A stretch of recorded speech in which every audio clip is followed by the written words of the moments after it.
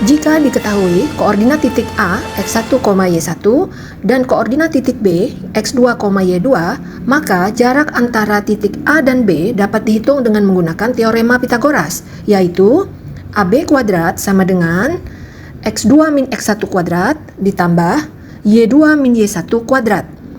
Atau jarak AB sama dengan akar dari x1 min x2 kuadrat ditambah y1 min y2 kuadrat.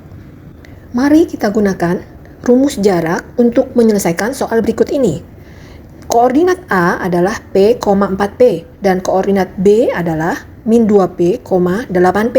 Maka jarak AB kita hitung menggunakan teorema Pitagoras, rumus jarak yaitu AB kuadrat sama dengan min 2P dikurangi P kuadrat ditambah 8P dikurangi 4P kuadrat sama dengan 9P kuadrat ditambah 16P kuadrat sama dengan 25P kuadrat. Lalu ditarik akar pada kedua ruas sehingga kita dapatkan AB sama dengan 5P satuan. Contoh soal kedua.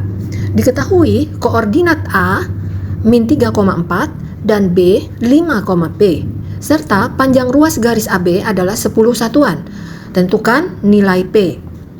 Kita akan menggunakan rumus jarak yaitu AB kuadrat sama dengan 5 dikurang min 3 kuadrat ditambah P dikurang 4 kuadrat. Karena panjang AB sama dengan 10 satuan, kita masukkan 10 kuadrat sama dengan 8 kuadrat ditambah P min 4 kuadrat. Atau 100 dikurang 64 sama dengan P min 4 kuadrat. Sehingga P min 4 kuadrat sama dengan 36. Jika kita menghitung P min 4 saja, jangan lupa ya, plus minus akar 36. Lalu kita pisahkan. P min 4 sama dengan plus 6, sehingga nilai P sama dengan 10, dan P min 4 sama dengan min 6, sehingga nilai P sama dengan min 2. Jadi, jawaban yang benar adalah D. Bagian selanjutnya, ada 3 rumus yang diturunkan dari teorema Pitagoras. Rumus ini hanya bisa berlaku pada segitiga siku-siku yang ditarik garis tinggi tegak lurus terhadap hipotenusa. Coba perhatikan pada gambar, kita punya segitiga siku-siku ABC dengan sudut C 90 derajat. Lalu ditarik garis tinggi CD tegak lurus terhadap hipotenusa AB. Sehingga hipotenusa AB mempunyai 2 potongan, AD potongan kiri dan BD potongan yang kanan. Seperti pada gambar. Ya. Nah, rumus ini kita akan pakai dengan cara menggambar garis lengkung. Karena kita tidak menghafalkan huruf A, B, C, D. Segitiganya bisa diganti menjadi segitiga PQR, segitiga KLM, dan lain-lain. Maka kita berusaha menggambar garis lengkung untuk melahirkan rumusnya. Ya. Nah, gambar yang pertama, buatlah garis lengkung pada sisi siku-siku AC. Lalu garis lengkung potongan AD dan garis lengkung pada seluruh hipotenusa AB. Dan rumusnya menjadi AC kuadrat sama dengan AD dikali AB. Perhatikan bahwa semua garis lengkung kita tarik dari titik A. Ya, berasal dari titik A. Sekali lagi ya, perhatikan garis lengkung dan kita ucapkan hurufnya sesuai dengan rumus. AC kuadrat sama dengan potongan AD dikali seluruh hipotenusa AB. Sedangkan rumus kedua, lengkungan ditarik dari titik B. Ya, semuanya berasal dari titik B. Karena agak mirip rumus pertama dengan rumus kedua, hanya kita menggambar lengkungnya dari titik yang berbeda. Maka, lengkungan BC dari situ kita memulai rumusnya. Lalu kita ucapkan BC kuadrat sama dengan potongan dikali seluruhnya pada hipotenusa, ya. Atau BC kuadrat sama dengan BD dikali BA. Sedangkan rumus ketiga, kita akan memulai dari huruf D. Yang tegak dulu atau tiangnya, ya. DC kuadrat sama dengan kiri kali kanan. DC kuadrat sama dengan DA kali DB. Nah, demikian kita punya 3 buah rumus yang diturunkan dari teorema Pitagoras, dan pembuktian untuk ketiga rumus itu dilampirkan di bagian bawah. Ingatlah dari titik mana kita akan memulai rumusnya, apakah dari titik A atau dari titik B atau dari tengah-tengah yaitu titik D. Contoh soal, perhatikan gambar di samping. Ada segitiga siku-siku PRQ dengan sudut R 90 derajat dan ada segitiga siku-siku PSQ dengan sudut S 90 derajat. Lalu ada garis tinggi RM tegak lurus pada PQ dan juga ada garis tinggi SN tegak lurus pada PQ. Berarti pada soal ini dia memenuhi kondisi atau syarat yang dibutuhkan jika kita ingin memakai rumus lengkung. Harus pada segitiga siku-siku yang ditarik garis tinggi tegak lurus terhadap hipotenusa. Tapi mengapa gambarnya kelihatan rumit? Cara mudah, kita akan pisahkan kedua segitiga ini masing-masing sebelah kiri dan sebelah kanan. Lalu kita tuliskan ukurannya. PR sama dengan 6 cm, PS sama dengan 7 cm, dan RQ sama dengan 8 cm. Kemudian kita akan menghitung berapakah panjang MN. Dari mana idenya mencari MN? Lihat pada bagian alas, di situ kita perlu mencari panjang PN, lalu dikurangi dengan panjang PM. Nah, bagaimana mencari PM? Disitulah kita akan menggunakan rumus lengkung. Pada segitiga siku-siku PRQ, kita akan gunakan teorema Pitagoras dasar karena kita perlu mencari panjang hipotenusa PQ, yaitu PQ kuadrat sama dengan PR kuadrat ditambah QR kuadrat, atau PQ kuadrat sama dengan 6 kuadrat ditambah 8 kuadrat sama dengan 36 ditambah 64, sehingga PQ kuadrat sama dengan 100. PQ saja sama dengan akar dari 100, yaitu 10 cm. Selanjutnya, kita boleh menggunakan rumus lengkung, yaitu PR kuadrat sama dengan PM dikali PQ. 6 kuadrat sama dengan PM dikali 10. Sehingga PM sama dengan 36 dibagi 10, yaitu 3,6 cm. Berikutnya, pada segitiga siku-siku PSQ, kita akan gunakan lagi rumus lengkung. Gambar lengkungnya dan keluarkan rumusnya yang sesuai dengan huruf pada gambar itu, yaitu PS kuadrat sama dengan PN dikali PQ, atau 7 kuadrat sama dengan PN dikali 10, dan kita dapatkan PN sama dengan 49 dibagi 10 atau 4,9. Yang terakhir adalah mencari panjang MN, yaitu PN dikurangi PM sama dengan 4,9 dikurangi 3,6, maka MN sama dengan 1,3 cm. Soal latihan berikutnya.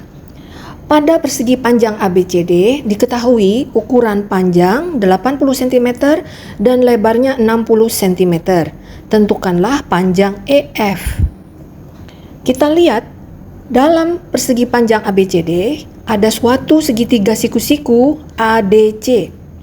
Sehingga kita bisa menggunakan teorema Pitagoras dasar untuk mencari panjang AC yang merupakan hipotenusa, yaitu AC kuadrat sama dengan AD kuadrat ditambah DC kuadrat, atau AC kuadrat sama dengan 60 kuadrat ditambah 80 kuadrat, yaitu 3600 ditambah 6400, sehingga AC kuadrat sama dengan 10.000. AC saja sama dengan akar dari 10.000, yaitu 100 cm. Setelah itu, kita lihat pada segitiga siku-siku ADC ada garis tinggi DE yang tegak lurus pada hipotenusa AC. Nah, kondisi ini memungkinkan kita untuk menggunakan rumus lengkung. Coba digambar tanda lengkungnya dan kita keluarkan rumus sesuai dengan huruf pada segitiga ADC, yaitu AD kuadrat sama dengan AE dikali AC. Rumus ini bermula dari titik A. Sekali lagi ya, AD kuadrat sama dengan AE dikali AC.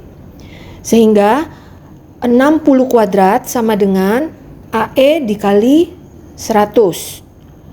AE sama dengan 3600 dibagi 100 dan AE sama dengan 36 cm.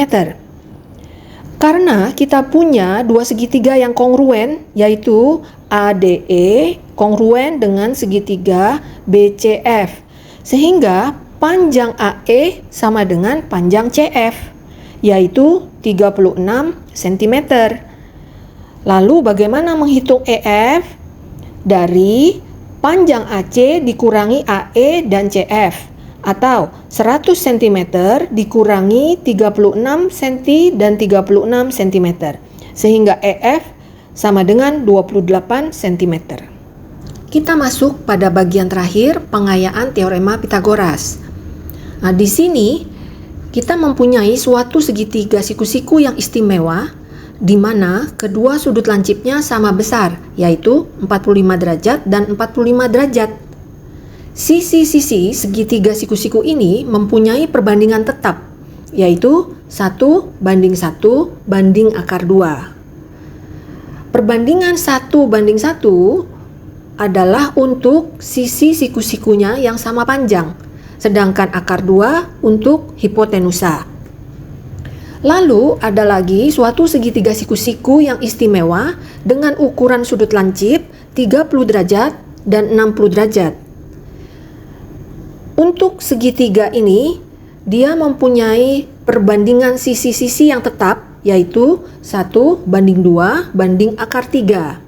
Perhatikan bahwa 1 banding 2 adalah untuk sisi siku-siku yang pendek dan hipotenusa. Sedangkan akar 3 untuk sisi siku-siku yang panjang yang menempel pada sudut 30 derajat. Soal berikut ini diketahui pada gambar ada 3 buah segitiga siku-siku yang istimewa, yaitu sudut ABE 60 derajat, sudut BED 45 derajat, sudut DBC adalah 45 derajat. Panjang AE sama dengan 4 akar 3 cm, lalu carilah nilai X atau berapakah panjang CD. Pada soal yang pertama, kita mempunyai segitiga siku-siku istimewa dengan sudut 30 derajat, 60 derajat, dan 90 derajat. Sehingga kita mempunyai perbandingan tetap untuk sisi-sisinya, yaitu 1 banding 2 banding akar 3. Maka kita hitung dengan cara perbandingan pada segitiga ABE, yaitu sisi AE dengan sisi BE adalah perbandingan yang warna biru, akar 3 dibanding 2. Sedangkan sisi AE diketahui 4 akar 3. BE dicari sama dengan akar 3 banding 2. Lalu ini boleh kita bagi dan lalu dikalikan silang sehingga kita dapatkan BE sama dengan 8 cm. Lalu kita pindah segitiga DBE, di mana di sini ada segitiga siku-siku istimewa dengan sudut 45 derajat, 45 derajat, dan 90 derajat. Ingat perbandingan sisi-sisinya tetap ya, yaitu sekarang dengan warna merah 1 banding 1 banding akar 2. Kita akan hitung panjang sisi BD dibandingkan dengan sisi BE. Di sini dan di sini perbandingannya adalah 1 banding akar 2. BD belum diketahui, sedangkan BE sudah kita temukan 8 cm, 1 per akar 2. Lalu dikalikan silang sehingga akar 2 BD sama dengan 8 dikali 1, atau BD sama dengan 8 dibagi akar 2. Lalu kita akan beralih pada segitiga berikutnya, yaitu BCD. Nah, di sini ada segitiga siku-siku istimewa yang sudutnya 45 derajat, 45 derajat, dan 90 derajat. Maka perbandingan sisi-sisinya tetap sama dengan yang tadi ya. Berarti 1:1. Sekarang kita pakai lingkaran. Banding akar 2. Nah, yang dicari adalah nilai X. Berarti kita harus menghitung sisi CD dibanding dengan sisi BD. Perbandingan yang dipakai, yang pakai lingkaran, 1/akar 2. CD adalah X, BD adalah 8/akar 2 sama dengan 1/akar 2. Lalu kita kalikan silang sehingga akar 2X sama dengan 8/akar 2 kali 1, atau X sama dengan 8/akar 2 dikali 1/akar 2 sama dengan 8/2 sama dengan 4 cm. Ini adalah nilai X. Ini adalah latihan soal kita yang terakhir. Seorang pilot helikopter yang berada pada ketinggian 1000 meter melihat dua kapal laut yang sedang berlayar dalam posisi garis lurus seperti terlihat pada gambar. Kapal pertama ada di titik C dan kapal yang lain ada di titik D. Sudut depresi kapal laut itu dari helikopter adalah 60 derajat dan 45 derajat. Sudut depresi di sini adalah sudut pandang dari helikopter arah horizontal melihat ke bawah. Dan di situ tertera sudut depresi 60 derajat dan 45 derajat, seperti pada gambar ya. Lalu hitunglah jarak antara kedua kapal laut itu. Berarti kita mencari panjang CD. Kita harus mencari jarak kedua kapal, yaitu mencari nilai X. Ketika diketahui sudut depresi 45 derajat, nilainya di B sama dengan sudut di D, karena sudut dalam berseberangan antara dua garis sejajar. Jadi kita tahu sudut D juga 45 derajat. Dengan demikian sudut C akan sama dengan 60 derajat.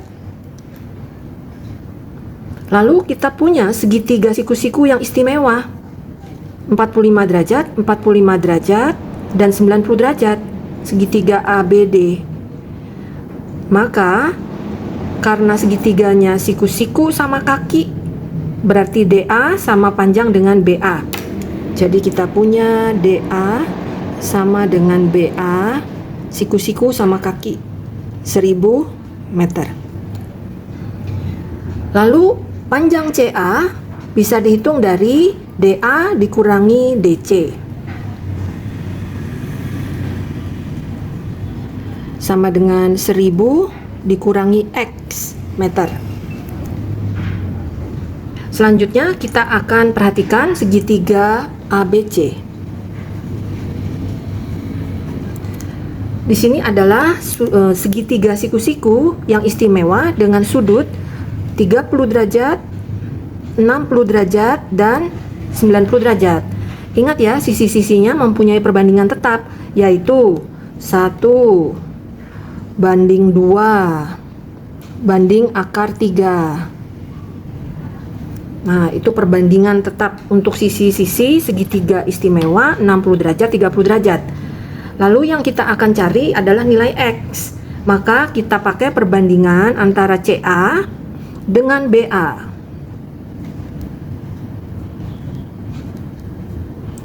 CA adalah 1000 min X dan BA adalah 1000. Lalu perbandingannya dengan lingkaran merah antara CA dengan BA sama dengan 1 dibanding akar 3.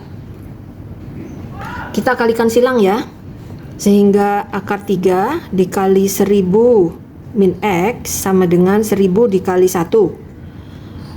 Akar 3 kali 1000 dikurangi akar 3X sama dengan 1000. Berarti minus akar 3X sama dengan 1000 dikurangi 1000 akar 3.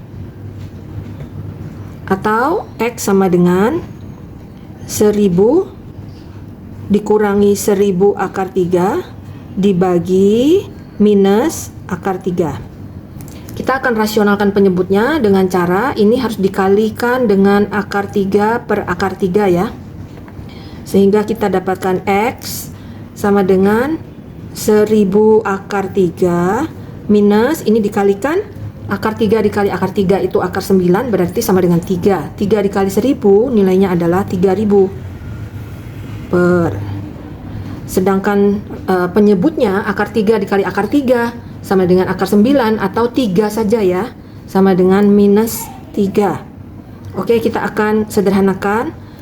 Ini menjadi minus 1000 akar 3 per 3 ditambah 1000 atau 1000 dikurangi 1000 akar 3 per 3. Nah, ini adalah jarak antara kedua kapal dalam satuan meter. Demikianlah materi Pitagoras sudah kita selesaikan hingga tuntas dalam 2 video.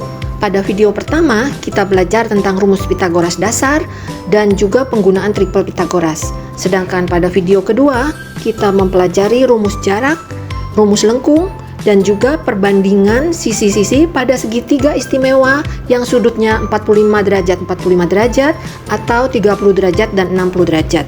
Semoga materi ini bermanfaat bagi Anda. Silahkan subscribe dan like atau bagikan kepada mereka yang membutuhkan. Sampai jumpa.